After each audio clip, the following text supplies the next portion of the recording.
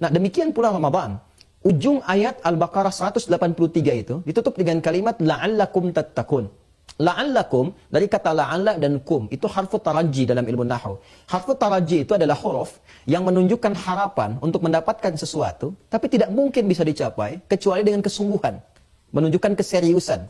Kemudian yang kedua, apa yang ingin dicapai? Tattaqun adalah kesempurnaan takwa. Jadi Allah ingin menunjukkan pertama, takwa tidak mungkin dicapai kecuali dengan kesungguhan saat Ramadan, sungguh-sungguh puasanya, sungguh-sungguh ibadahnya. Lalu keberhasilan orang puasa itu diungkapkan dengan fi'il mudhari.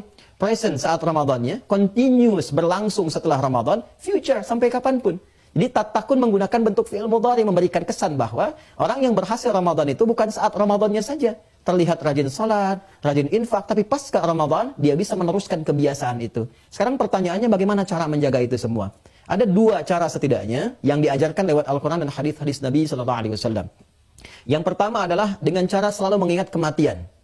Ya, mengingat kematian. Jadi kalau sekiranya saya tidak menunaikan salat dengan baik, tidak seperti Ramadan yang kemarin, bagaimana kalau saya diwafatkan sekarang? Ya? Sementara amalan saya belum terkumpul banyak, sementara dosa-dosa mungkin tidak pernah luput ya dikerjakan. Nah, jadi dari situ ketika seseorang mengingat kematian, ini yang berpeluang meningkatkan amalannya. Ini rumus standar ada di Quran surah ke-67 Al-Mulk di ayat yang kedua. Allah berfirman, "Huwallazi khalaqal mauta wal haya liyabluwakum ayyukum ahsanu amala wa huwal azizul ghafur." Dialah Allah yang telah mencipta kematian dan kehidupan sebagai ibrah, sebagai cerminan bagi kalian yang masih hidup untuk terus meningkatkan kualitas amal saleh, untuk menguji siapa yang bisa meningkatkan amalnya. Karena itu di Rajab ini, Sya'ban nanti, seringkali kita melihat orang baik itu berpulang sesuai ajalnya. Memang ajalnya memang demikian, tapi kita melihat Allahu Akbar hampir setiap tahun terjadi.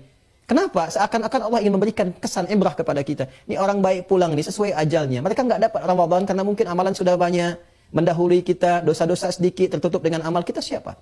Karena itu selalu ingat kematian, selalu ingat kematian. Kata Nabi, pengingat terbaik untuk meningkatkan amal soleh itu kematian. Satu itu. Yang kedua, selalu ingat kesalahan-kesalahan dan dosa. Ya, sudah tertutup belum?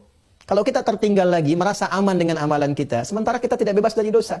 Coba ingat setiap hari ukur berapa banyak mata melakukan kesalahan, ya lisan melakukan kesalahan. Kalau kita selalu mengingat muhasabah, itu yang disebut muhasabah, ingat dosa-dosa, ingin ditutupi, tak ada cara menutup dosa kecuali amal soleh. Soleh itu yang mampu menutup salah.